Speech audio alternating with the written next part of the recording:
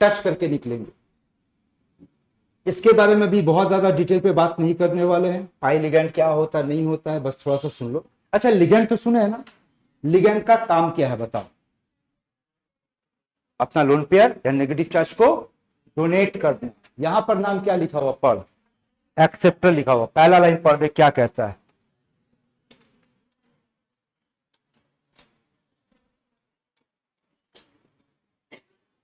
Marker right, पढ़ा? पाई acceptor ligand ऐसा ligand होगा जो पहले तो अपना लोन पेयर डोनेट करेगा, मेटल को डोनेट करके उसके साथ बॉन्ड बनाएगा, फिर वापस उससे एक इलेक्ट्रॉन का पेयर लेगा, और कहां लेगा? और वाइट, मतलब पाई बॉन्डिंग में या पाई एंटी बॉन्डिंग में वो लेगा, और इसी को हम लोग क्या कहेंगे, पढ़ो,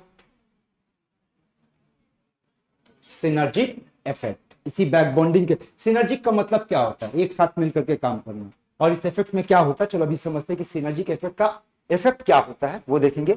और ये कहां पाया जाएगा वो देख लो। ये मामला सीओ, मतलब कौन कौन है जो पाई एक्सेप्टर लिगेंड के तौर पे बिहेव कर, कार्बोनिल है, साइनिडो है, नाइट्रोसिल है, PF3 है, PR3 है, इथीन है, इथाइन है, ये सब का सब। जहां पर मोटा मोटा एक बेसिक आइडिया आपको दे रहे, पहले ये देखो क्या होता है। ये देखो सिनर्जिक बॉन्डिंग कहां पर, मेटल और कार्बोनिल के बीच में। ये देखो, ये रहा मेटल और ये रहा कार्बोनिल, मेटल और कार्बोनिल के बीच में ये सिग्मा बॉन्ड बना बेटा, और बैक बॉन्डिंग की वजह से यहाँ पर क्या बना, पाई बॉन्ड। जैसे कि एक और मामला देखो, सिनर्जिक बॉन्डिंग कहां, मेटल और साइनाइड में। ये रहा मेटल का डी ऑर्बिटल और ये मेटल कार्बन का पाई या पी ऑर्बिटल जो कि खाली पड़ा हुआ, यहाँ बैक बॉन्डिंग होगा। ठीक उसी तरीके से यहाँ देखो कुछ और एग्जांपल देखो बेटा, मेटल के साथ, तो देखो मेटल का ये कौन है, डी ऑर्बिटल है बेटा, इसके अंदर उसका इलेक्ट्रॉन है, ये खाली ऑर्बिटल में बैक बॉन्डिंग किया। ठीक, एक और एग्जांपल देखो, मेटल के साथ कौन, PR3, ये मेटल है और PR3 का ये खाली बॉन्ड है, यहाँ बैक बॉन्डिंग किया। उसी तरीके से एक दो और एग्जांपल देख लो, यहाँ पर मेटल है, इसमें किसके साथ, मेटल और C2H4 के साथ, ये इस तरीके का है। ये मेटल है, ये C2H4 है, C2H4 में क्या होता है बेटा, पाई बॉन्ड होता है, तो और यहाँ पर ये जो खाली बॉन्ड है इसमें बैक बॉन्डिंग होता है। आपको जो डिटेल में पढ़ना है, यहाँ पे एक और C2H2, ये है बैक बॉन्डिंग होगा। आपको जो डिटेल में पढ़ना है वो सिर्फ एक पढ़ना है, कार्बन के मेटल के साथ कार्बोनिल, ओनली कार्बोनिल। तो आइए हम लोग कार्बोनिल पे बात करते हैं, सिनर्जिक इफेक्ट क्या होता है। अब पढ़ो एक बार पूरा मामला समझने के बाद। The synergic effect in metal carbonyl is the result of metal ligand bonding that strengthens the bond between metal and, याद रखना जब सिनर्जिक इफेक्ट होगा तो मेटल के बीच में और कार्बन के बीच में एक मजबूती आएगा। अच्छा, एक और सवाल, इसी चैप्टर में आपको पढ़ाया गया था, ऑर्गेनोमेटेलिक कंपाउंड 3 तरह का होता है, क्या क्या होता है बोल, सिग्मा बॉन्डेड कॉम्प्लेक्स और एक का नाम पाई बॉन्डेड कॉम्प्लेक्स और एक का नाम बोथ, है ना, sigma bonded, pi bonded and both. चलो वापस आओ बेटा, सिनर्जिक इफेक्ट। तो एक बार बात कर रहे थे कि एक बार शुरू से सुनना, देखो हमारे पास ऑर्गेनोमेटेलिक कंपाउंड क्या होता है, पहले इस पे बात करो फटाफट, बोल क्या होता है। एक ऐसा कंपाउंड, ऑर्गेनिक कंपाउंड, जहां पर नॉट ऑर्गेनिक, जहां पर कार्बन और मेटल के बीच में बॉन्डिंग मिलेगा, और ये 3 तरह का होता है। क्या क्या होता है बेटा, sigma, pi and both, both होता है। याद करो सिग्मा में आपको पढ़ाया गया था ये एग्जांपल RMgX, याद है ये वाला एग्जांपल, है ना। पाई में 3 एग्जांपल इंपॉर्टेंट था, 3 में से एक तो बता दे, ferrocene, very good, reserve salt, well done, और डाई बेंजीन क्रोमियम, यही था ना बेटा। वहां पे क्या था, देखो जैसे फेरोसिन का एग्जांपल दिखा रहे, फेरोसिन का एग्जांपल कैसा था, ऐसा था फेरोसिन का एग्जांपल, बोलिए बीच में गोल क्या है बेटा, पाई बॉन्ड का डीलोकलाइजेशन है, ये ऐसे लिखते थे Fe और ये ऐसे लिखते थे, है ना। इसका मतलब क्या हो रहा है, आयरन के साथ यहाँ पर बॉन्डिंग हो रहा है, लेकिन आयरन के साथ कौन सा बॉन्ड बना रहा है, पाई वाला बॉन्ड बना रहा है, तो ये पाई बॉन्डिंग में आ गया और ये सिग्मा में आ गया। बोथ का एक ही एग्जाम्पल है, और वो एग्जाम्पल है मेटल कार्बोनिल, बोथ का यही एग्जाम्पल है, मेटल कार्बोनिल, और यही टॉपिक अभी हम लोग पढ़ने जा रहे हैं। अब इसमें आपको हम दोनों एक साथ दिखाएंगे कि मेटल कार्बोनिल में किस तरीके से सिग्मा और पाई दोनों देखने को मिलेगा और कैसे वहां पर सिनर्जिक इफेक्ट होगा। जब सिनर्जिक इफेक्ट होता है बेटा, तो देखो पहले ऐसे होता है, मेटल ऐसा होता है, ठीक, बोलो कौन सा बॉन्ड दिखा, सिग्मा या पाई, सिग्मा, और जब सिनर्जिक इफेक्ट होगा, बैक बॉन्डिंग होगा, तो एक और बॉन्ड बन जाएगा, ठीक है। अब बताओ तो डबल बॉन्ड बनने की वजह से मेटल और कार्बन के बीच में मजबूती बढ़ेगा या घटेगा? स्ट्रेंथ हो गया। यही कहा जा रहा है कि यहाँ पर बॉन्ड जो होगा वो स्ट्रांग हो जाएगा। ठीक है, और क्या होगा देखो, पढ़ो यहाँ पर, द इफेक्ट ऑकर्स, ये होगा कब? When a filled d orbital of metal donates an electron pair, किसमें? Vacant antibonding pi orbital, किसका? कार्बन का। और नतीजा क्या होगा? बॉन्ड बनेगा। ठीक, इसके वजह से दिस पाई बॉन्ड, यही पाई बॉन्ड क्या करेगा? मजबूती देगा। किसको? सिग्मा के साथ में बनेगा तो मजबूती देगा। किसको देगा? मेटल को और कार्बन। क्लियर है? किसके किसके बीच में होगा? मेटल को और कार्बोनिल का कार्बन के बीच में। यहां तक अब बात समझ में आया बेटा? ये सब इंट्रोडक्शन चल रहा है, अभी भी समझना। ये सब हम लोग डिटेल में फिर से पढ़ने वाले जब हम लोग कोऑर्डिनेशन केमिस्ट्री में जाएंगे। ठीक है, जस्ट अभी पार्ट रिलेटेड तो हम लोग इससे रिलेटेड पार्ट पढ़ रहे हैं। अब देखो यहाँ पर, इसको समझो। यहां पर सबसे पहले हम लोग इससे एंट्री लेने से पहले जो कार्बोनिल हमारा लिगेंड है उसका लिव्स स्ट्रक्चर को और हाइब्रिडेशन को समझते हैं। ठीक है ना? बड़ा इंटरेस्टिंग स्ट्रक्चर है बेटा कार्बोनिल का। देखोगे यहाँ पर कार्बोनिल का इसमें मामला ऐसा, बोलो कार्बन के लास्ट ऑर्बिट में कितना इलेक्ट्रॉन होता है बेटा? 4 होता है ना। तो 4 में से देखो क्या होता है, 1 इलेक्ट्रॉन 2 इलेक्ट्रॉन यहाँ पड़ा हुआ है और 2 इलेक्ट्रॉन बेटा यहाँ है। और ऑक्सीजन का आ जाए, ऑक्सीजन का लास्ट ऑर्बिट में कितना होता है? 6। तो ऑक्सीजन का इलेक्ट्रॉन को क्रॉस मार्क से दिखा दे बेटा, 1 2 3 4 5 6। देखो तो समझ में आया? अब यहां पर जो बॉन्ड बन रहा है देखो तो किस तरीके से बॉन्ड बन रहा है, बोलना। ये बेटा शेयरिंग हुआ, एक सिग्मा बॉन्ड बना, या एक बॉन्ड बना, अभी सिग्मा पाई पे नहीं जा रहा है, एक शेयरिंग हुआ, एक और बना, और ये शेयरिंग हुआ। कौन सा बॉन्ड बना? कोऑर्डिनेट। दरअसल में बेटा याद रखना, यहां पर हम लोग इस तरीके का मामला होता है, इस तरीके का मामला होता है। ठीक है, क्लियर? लेकिन जनरली क्या होता है कि हम लोग इस कोऑर्डिनेट को नहीं दिखाकर नॉर्मली ऐसा दिखाते हैं, लेकिन जब नॉर्मली ऐसा दिखाएंगे तब उसके ऊपर चार्ज दिखाना पड़ता है। इसके ऊपर बोलो बोलो, कौन है? कार्बन के ऊपर प्लस था माइनस?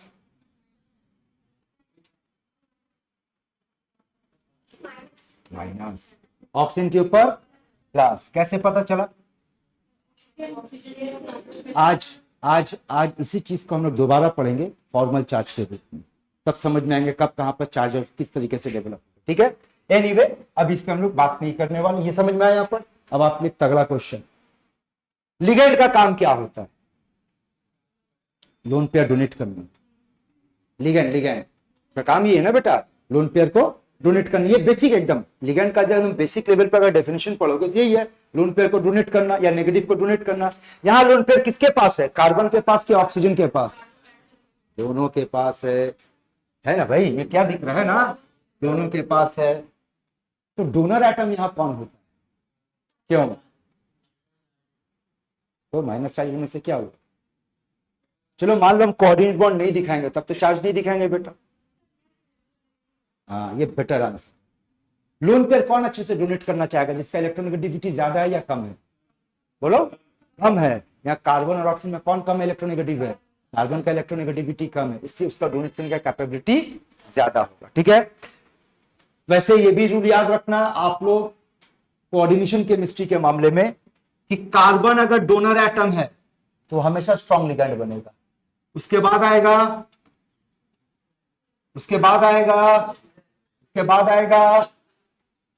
डोनर एटम हैलोजन, जिसका इलेक्ट्रोनेगेटिविटी ज्यादा होगा वो लिगेंड वीक हो जाएगा कि उसका डोनेट करने का कैपेबिलिटी घटेगा। यहां तक बात समझ में आया? इस वक्त अभी किस पे बात की है बेटा? लिविस स्ट्रक्चर पे बात की है, बना कैसे। अब अगला सब हाइब्रिडेशन पे बात करते हैं। सिंपल सा सामने है बेटा, सिखा चुके आप लोगों को। कार्बन के पास ट्रिपल बॉन्ड है तो वो हाइब्रिडेशन क्या होना चाहिए? sp। और ऑक्सीजन का हाइब्रिडेशन क्या होगा? sp। याद रखना यहां पर कार्बन भी sp है और ऑक्सीजन भी sp है। ये बात समझ में आ रहा? अब sp होने का क्या मतलब होता है? दोबारा समझ। इसका मतलब कार्बन अगर sp हाइब्रिड ऑर्बिटल है तो बोल उसके पास कितना हाइब्रिड ऑर्बिटल है? बात करो। 2। ध्यान से देखना, ये 1 और ये 2। क्लियर? ऑक्सीजन अगर sp हाइब्रिडाइज्ड है तो बोल उसके पास कितना? 2 हाइब्रिड ऑर्बिटल।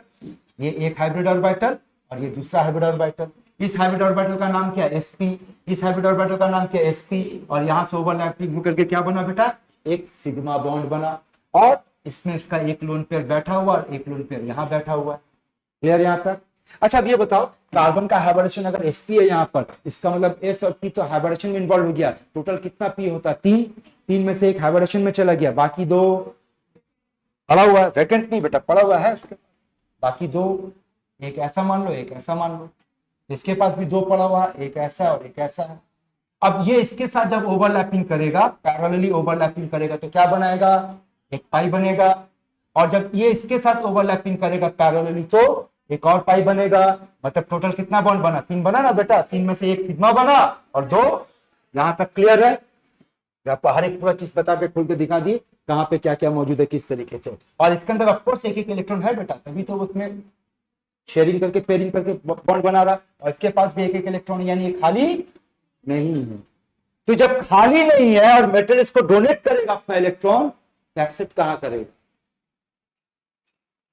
सारे तो भर गया, अभी पढ़ाए थे भूल गए बेटा, वापस आ। कहां डोनेट होगा? कहां डोनेट होगा? पढ़ इसको, हाँ यहां पढ़ो।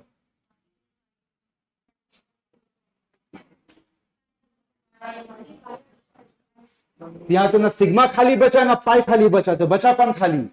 Pi star. तो पाई स्टार में बैक बॉन्डिंग होगा। तो मैं यहाँ तक बात, अब ये पूरे चीज को बेटा एक लाइन में फिर से समझाने जा रहे हैं, अच्छे से समझना तो पूरा बात आप क्लियर होगा, ठीक है? याद अब इसकी भी बात हम लोग एक बार फिर से कर ले। हाइब्रिडेशन, हाइब्रिडेशन में याद है ना, निकल इस तरीके से पढ़े थे, हाइब्रिडेशन क्या था तो बात की थी। सबसे पहले यहाँ पर निकल का ऑक्सीडेशन नंबर पता करेंगे, फिर उसका ऑर्बिटल डायग्राम लिखेंगे, कन्फिग्रेशन ये उसका ऑर्बिटल डायग्राम याद है। अब बोलो एस में कितना इलेक्ट्रॉन? 2 इलेक्ट्रॉन है, डी में 8 इलेक्ट्रॉन, किस तरीके से सारे इलेक्ट्रॉन भर देंगे हम लोग, ये पार्ट हम लोग किया हुआ है ना, भर गया। अब इसके बाद कार्बोनिल क्या करेगा? पेयरिंग करवाएगा, तो पेयरिंग करने के बाद इस तरीके से सारा का सारा इलेक्ट्रॉन भर गया, भर गया। अब आओ यहां से बात, यहां तक क्लियर है? अब इसके बाद हम लोग क्या पढ़े थे, क्या होगा? तो आप बोलोगे सर 4 लिगेंड है, वो 4 बार अपना लोन पेयर डोनेट करेगा और मेटल उसको एक्सेप्ट करेगा, यही है ना? क्लियर? ये रहा देखो, डोनेट किया, क्रॉस में क्या था? लोन पेयर ऑफ लिगेंड, ये डोनेट किया बेटा, ये डोनेट किया, ये डोनेट किया, क्लियर है? अब आपके लिए एक इंपॉर्टेंट क्वेश्चन, जब लिगेंड अपना लोन पेयर डोनेट कर रहा है, एक्सेप्ट कौन कर रहा है? मेटल। एक्सेप्ट कौन कर रहा है? कहा एक्सेप्ट कर रहा है? डायग्राम आपके सामने, सोच समझ के जवाब। लिगेंड अपना लोन पेयर डोनेट कर रहा है, ये उसका काम है, मेटल अपना एक्सेप्ट करेगा, ये भी उसका काम है, कहां एक्सेप्ट कर रहा है वो बता।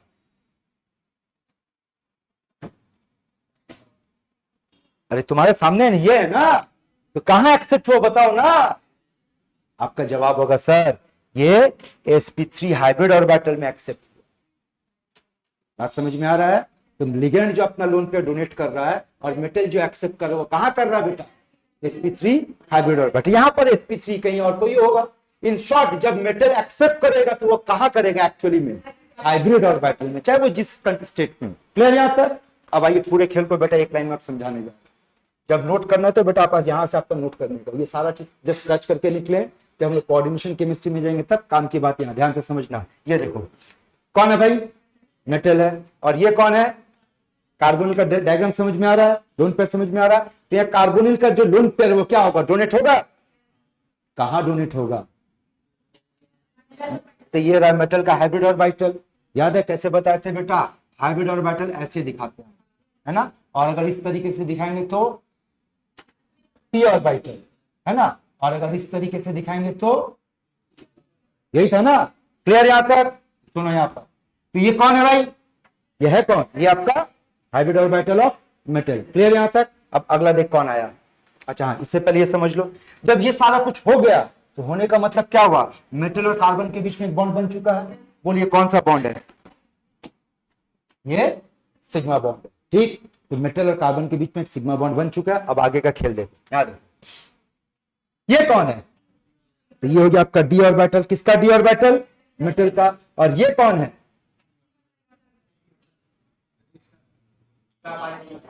एंटी बॉन्डिंग खाली पड़ा हुआ है। क्लियर यहां तक?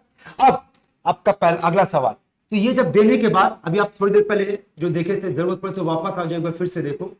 हाइब्रिडेशन के बाद यहां जो डी ऑर्बिटल है, ये है ना बेटा डी ऑर्बिटल, क्या दिख रहा है डी ऑर्बिटल में? बोल, इलेक्ट्रॉन भरा पड़ा हुआ है। तो यहीं पर ऐसा मामला आएगा कि फिर से समझो यहां पर कि ये रहा मेटल, ये रहा कार्बोनिल, ये अपना लोन पेयर डोनेट किया, मेटल एक्सेप्ट किया, किसमें एक्सेप्ट किया? ये नतीजा मेटल और कार्बन के बीच में सिग्मा बॉन्ड बन चुका है। अब ये मेटल का डी ऑर्बिटल है, ये कार्बन का एम्प्टी पी ऑर्बिटल। क्लियर है यहाँ पर? अच्छा अब ये बताओ, ये खाली है कि इसके अंदर इलेक्ट्रॉन है? इसके अंदर इलेक्ट्रॉन है। कहाँ है? अच्छा ये हो जाए, यहां आ जाए, और ये क्या करेगा? उसको डोनेट करेगा। इसी को आप क्या कहोगे? बैक बॉन्डिंग कहोगे। डोनेट करने के बाद अब क्या होगा? मिलाओ, पहले तो ये बॉन्ड बन चुका था, डोनेट करने के बाद क्या होगा?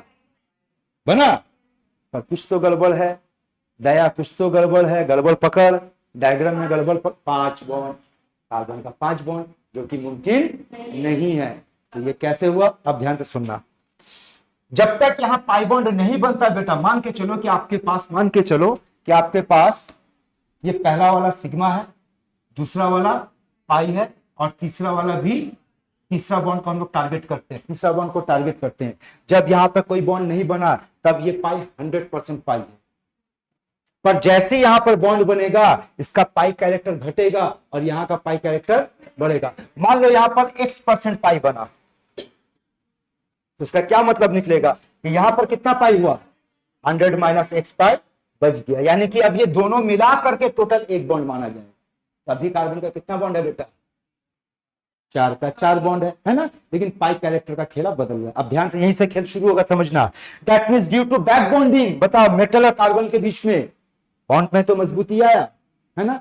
ड्यू टू बैक बॉन्डिंग, बताओ मेटल और कार्बन के बीच में जो बॉन्ड ऑर्डर है वो बढ़ा। बनने से पहले बॉन्ड ऑर्डर कितना था? 1। बॉन्ड ऑर्डर निकालने का तरीका सिंपल, स्ट्रक्चर सामने गिन ले। तो बोलते बनने से पहले मेटल और कार्बन के बीच में बॉन्ड ऑर्डर, बनने से पहले बैक बॉन्डिंग से पहले मेटल और कार्बन और ऑक्सीजन के बीच में बॉन्ड ऑर्डर 3। बनने के बाद बताना कि यहां पर बॉन्ड ऑर्डर, सोच के दो यहां पर आपका सही जवाब क्या होगा? सुनो, बनने के बाद, यहां सुनो, बनने के बाद यहां का जो बॉन्ड ऑर्डर होगा, किसका बॉन्ड ऑर्डर की बात कर रहे हैं बेटा? मेटल और कार्बोनिल का। बॉन्ड ऑर्डर 1 से ज्यादा होगा लेकिन 2 से कम होगा। अब समझ में आएगा है ना? क्योंकि we don't know the value of x, लेकिन ये जो भी होगा यहां पर बॉन्ड ऑर्डर 1 से ज्यादा होगा और 2 से कम होगा। पक्का आया समझ में? ये जवाब दे दे तो समझ में आ जाएगा बेटा। सी और ओ का बॉन्ड ऑर्डर बता आफ्टर बैक बॉन्डिंग, 3 से कम होगा और 2 से ज्यादा होगा। बात समझ में आया? खेल इसी को पकड़ के रखना बेटा। बैक बॉन्डिंग के बाद बोल सीओ का बॉन्ड ऑर्डर बढ़ा कि घटा? घटा। बैक बॉन्डिंग के बाद मेटल और कार्बन का बॉन्ड ऑर्डर बढ़ा। और एक बार बॉन्ड ऑर्डर मिल गया बेटा, सारा खेल अपने पास आ जाएगा। देखो कैसे, यहां तक क्लियर है आप लोगों का? अब समझो यहां दोबारा, यानी कि ड्यू टू बैक बॉन्डिंग, देख तो ये कुछ ऐसा होगा है ना? मेटल और कार्बन का बॉन्ड ऑर्डर, इसका मतलब इसका बॉन्ड एनर्जी, बॉन्ड लेंथ घटेगा और बॉन्ड एनर्जी, ठीक। और ड्यू टू बैक बॉन्डिंग, फिर से बता, कार्बन ऑक्सीजन का बॉन्ड ऑर्डर घट गया, नेक्स्ट बॉन्ड लेंथ बढ़ेगा, नेक्स्ट। क्लियर है? तो सारा का सारा खेल बैक बॉन्डिंग पे है, और बैक बॉन्डिंग की वजह से सीओ का ये पार्ट आपको ध्यान में रखना है। ठीक है? फिर से सवाल पूछेंगे बेटा, बोल। बैक बॉन्डिंग की वजह से, बस 2 चीज पकड़ लो, इसी से सारा खेल निकल जाएगा। बैक बॉन्डिंग की वजह से मेटल और कार्बन का बॉन्ड ऑर्डर बढ़ेगा। एक बार बॉन्ड ऑर्डर मिल गया, बाकी रिलेट कर लोगे, और कार्बन और ऑक्सीजन का बॉन्ड ऑर्डर घटेगा। यानी कि अब एक बात बताओ कि जब कार्बोनिल सीओ फ्री स्टेट में रहा होगा, अकेले किसी मेटल के साथ कंबाइन नहीं है, और एक कंडीशन है जहां पर कार्बोनिल मेटल के साथ कंबाइंड है यहां पर, तो यहां का बॉन्ड ऑर्डर, यहां का बॉन्ड ऑर्डर कौन बड़ा कौन छोटा? इसका बॉन्ड ऑर्डर बड़ा, इसका बॉन्ड ऑर्डर मतलब इसका बॉन्ड लेंथ ज्यादा, इसका बॉन्ड लेंथ। हाँ, क्लियर है? अगर ये क्लियर हो गया बेटा, तब आगे आइए क्वेश्चन पे बात करते हैं। क्लियर यहां तक? तो चलो अब क्वेश्चन पे बात करते हैं। पहला सवाल आप लोगों के लिए,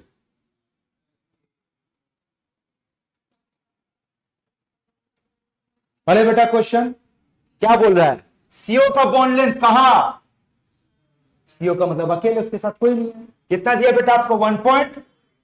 बोला सीओ का बॉन्ड लेंथ इसके अंदर में, ये तो भाई मेटल कार्बोनिल हो गया, यानी बैक बॉन्डिंग होगा। वो बैक बॉन्डिंग की वजह से इसका बॉन्ड ऑर्डर बढ़ेगा ना घटेगा? घटेगा, मतलब बॉन्ड लेंथ, यानी कि जो भी वैल्यू होगा 1.128 से ज्यादा होगा। अब आओ, क्या ये 1.128 से ज्यादा है? क्या ये 1.128 से ज्यादा है? क्या ये 1.128 से ज्यादा है? हाँ। और क्या ये 1.28 से ज्यादा है? कम है ना? ये तो बात, ये बात अब सवाल इन दोनों पे आ गया। अब अगर आप यहां पर देखोगे 1.78, इसका मतलब ये काफी ज्यादा है। इतना ज्यादा तो नहीं बढ़ेगा बेटा, तो लॉजिकली आंसर कौन सा होना चाहिए? आंसर ए होना चाहिए। बात समझ में आया? ठीक, अगला सवाल पे आ जाए बेटा। चलो बेटा फर्स्ट क्वेश्चन को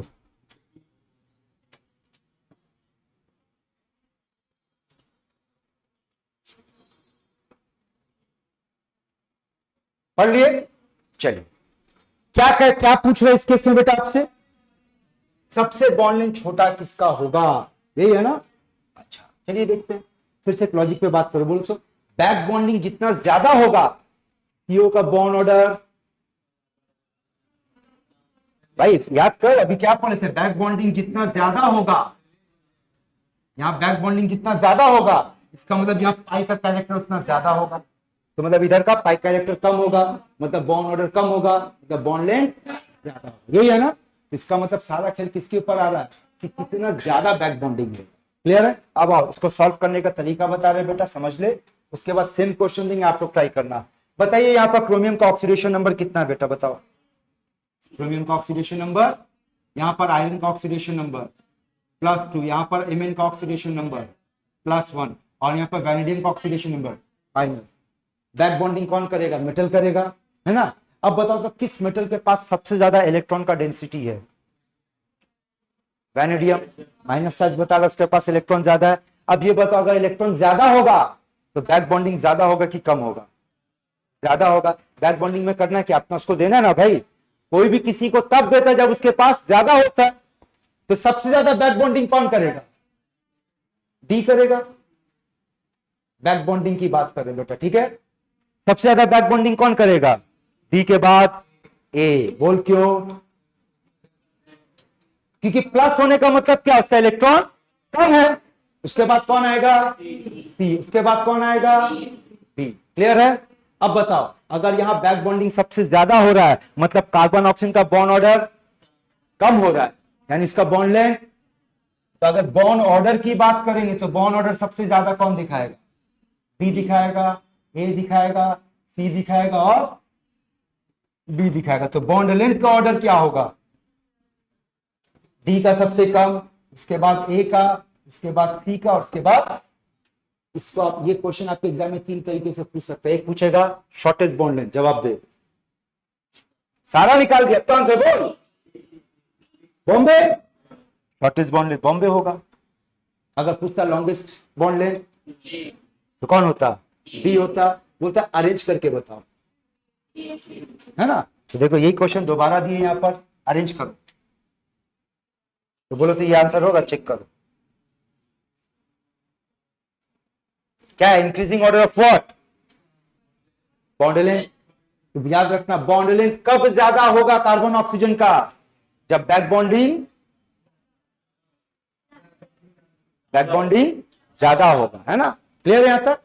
आइए फिर से समझते बेटा, याद है ये चीज हम लोग पढ़ चुके थे।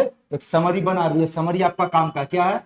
अगर negative oxidation number of metal जितना ज्यादा होगा बैक बॉन्डिंग उतना ज्यादा होगा, और बैक बॉन्डिंग जितना ज्यादा होगा तो उसका इफेक्ट देख ले क्या होगा, है ना? और अगर बैक बॉन्डिंग ज्यादा होगा तो कार्बन ऑक्सीजन का बॉन्ड ऑर्डर घटेगा, मतलब बॉन्ड लेंथ बढ़ेगा, बॉन्ड एनर्जी घटेगा। अभी तक एग्जाम में ज्यादातर सवाल बेटा सीओ का बॉन्ड लेंथ से ही पूछा जाता है, लेकिन अगर सीओ के बॉन्ड लेंथ के अलावा आप देख सकते हैं कितना सारा क्वेश्चन बनाया जा सकता है। मेटल कार्बन का बॉन्ड ऑर्डर पूछ सकता है, उसका बॉन्ड एनर्जी पूछ सकता है, बॉन्ड लेंथ पूछ सकता है। तो सारा का सारा खेल किसके ऊपर आ गया? पकड़ इस पे। तो जितना ज्यादा नेगेटिव होगा बैक बॉन्डिंग उतना ज्यादा होगा, और जितना ज्यादा पॉजिटिव होगा बैक बॉन्डिंग उतना कम होगा। और बैक बॉन्डिंग अगर ज्यादा होगा तो ये इफेक्ट देखने को मिलेगा, ये मिलेगा। और अगर बैक बॉन्डिंग कम हो गया ये सारा का सारा मामला उल्टा हो जाएगा। क्लियर यहां तक? अगला क्वेश्चन बिना हेल्प का आप लोगों से आंसर चाहिए। चल बेटा आंसर दे। इस बार देख क्या पूछा, लॉन्गेस्ट सीओ बॉन्ड ले। लॉन्गेस्ट बोल बेटा।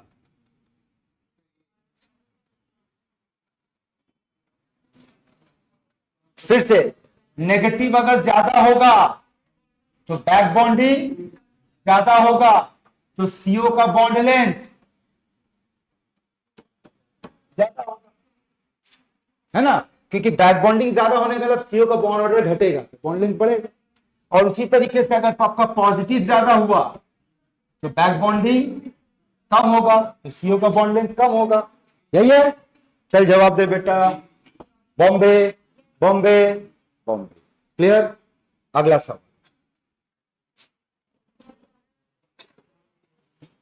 यही सवाल में डाल दिया, increasing order of bond energy.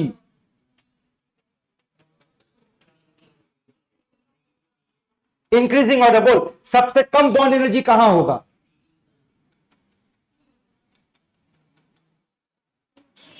सी। चलो देखते हैं।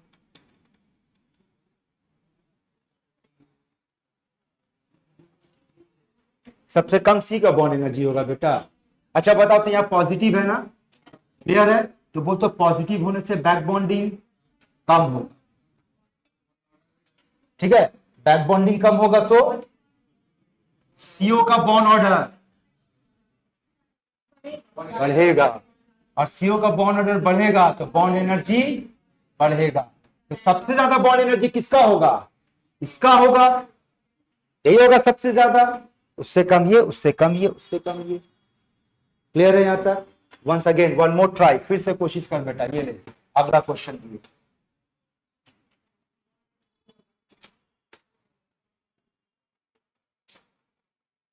ये वैल्यू जानते किसको रिप्रेजेंट कर रहा है? Bond length. ठीक है, आपको क्या लगता है कि हम लोग लेंथ को वहां पे बैठ के फीता से मेजर किए बेटा? नहीं, ये मेथड है मेजर करने का। ठीक है, इस मेथड पे आपको नहीं जाना, वैल्यू पे ध्यान दीजिए, खेल खेलिए। बोलिए देखो क्या बता रहा है। IR, IR का मतलब infrared, the infrared stretching frequency for free CO. Free CO का कितना दिया बेटा? हाँ, यहां पर जो इंफ्रारेड का फ्रीक्वेंसी में बेटा ये नंबर निकाला जाता है, वहां से कैलकुलेशन होता है। कितना है बेटा इसका? सबसे ज्यादा किसका है? सबसे ज्यादा किसका वैल्यू दिया है? सीओ का सबसे ज्यादा है ना, होना भी चाहिए। सीओ का बॉन्ड ऑर्डर सबसे ज्यादा होता है, और बॉन्ड ऑर्डर ज्यादा मतलब उसका बॉन्ड लेंथ कम है, उसके हिसाब से ये पकड़। तो जिसका बॉन्ड ऑर्डर ज्यादा होगा उसका आईआर फ्रीक्वेंसी ज्यादा होगा। Bond order is directly proportional to IR frequency. Clear है? अब आइए सॉल्व कीजिए, जवाब दीजिए बेटा। लैंग्वेज क्वेश्चन वही है, बस लैंग्वेज को घुमा दिया गया है। आपसे क्या चीज पूछा है? करेक्ट स्टेटमेंट ना। ठीक है, यानी हम लोग को यहां से क्या मिल गया? बोल बेटा, अगर ये मान ले डेटा नहीं भी दिया होता, और अगर ये क्वेश्चन दिया होता 1 2 3 4, तो सोचो ना कैसे सॉल्व करते हैं। मेरे पास सीओ है, इसे यानी इसका बॉन्ड ऑर्डर 3 है, ये तो पक्का है बेटा। क्लियर? अब आइए बाकी कौन है? बी सीओ होल 6 माइनस, यहां वैनेडियम माइनस के स्टेट में है। फिर कौन है? सीआर सीओ होल 6, यहां क्रोमियम 0 के स्टेट में है। ठीक है, एक और है हमारे पास, कौन है बेटा? Mn CO होल 6 प्लस, यहां पर Mn प्लस के स्टेट में। क्लियर यहां तक? मान लो ये वैल्यू आपको नहीं दिया, ये वैल्यू आपको नहीं भी दे तो भी आप सॉल्व कर सकते हो, आपको तरीका सीख गए। बोल, CO का बॉन्ड ऑर्डर 3। क्लियर? लेकिन इन तीनों का बॉन्ड ऑर्डर CO से कम ही होना चाहिए, क्योंकि बैक बॉन्डिंग हुआ है, यहां पर कम ही होगा ना। ठीक, अब सवाल है इन तीनों में अगर हम लोग बॉन्ड ऑर्डर निकालते थे, चलो सीओ का बॉन्ड ऑर्डर सबसे ज्यादा मिला। बोलो, यहां पर पॉजिटिव है तो बैक बॉन्डिंग ज्यादा होगा कि कम होगा? कम होगा। बैक बॉन्डिंग कम होगा तो सीओ का बॉन्ड ऑर्डर ज्यादा होगा। मतलब इसके बाद कौन आएगा? MnCO होल 6 ही आएगा ना, प्लस इसके बाद कौन आएगा? न्यूट्रल आएगा, Cr आएगा, इसके बाद वैनेडियम। यही है। चलिए सॉल्व करते हैं। क्या बोल रहा है? CO bond is weakest in cation. Cation कौन है भाई? ये cation, option C. CO bond is strongest in cation. हाँ बेटा, आप ये जो ऑर्डर निकाले, ये किसका ऑर्डर निकाले? तो जिसका बॉन्ड ऑर्डर ज्यादा होगा उसका बॉन्ड स्ट्रेंथ। तो क्या बोला? CO bond is strongest in cation. ये आपका कटायन है, ये न्यूट्रल है, ये अनायन है ना। और अनायन का बॉन्ड ऑर्डर सबसे कम निकला, मतलब वहां पर बॉन्ड एनर्जी कम है, तो वो वीकेस्ट बॉन्ड दिखा रहा है। क्वेश्चन वही था बेटा, सिर्फ लैंग्वेज को घुमाया गया। क्लियर है यहां तक? ठीक, तो यहां पर बेटा हम लोग क्या कंप्लीट किए? वी हैव कंप्लीटेड एमओटी अब कंप्लीट हुआ। कंटिन्यू था, आज यहाँ पे कंप्लीट हुआ। ये पार्ट पूरा नोट नहीं करना, बस जो सिलेक्टेड पार्ट बोलेंगे बेटा सिर्फ उसको नोट करना। उसके बाद हम लोग आज का नया टॉपिक शुरू करने जा रहे हैं, बॉन्ड पैरामीटर। क्लियर यहां तक? चलो।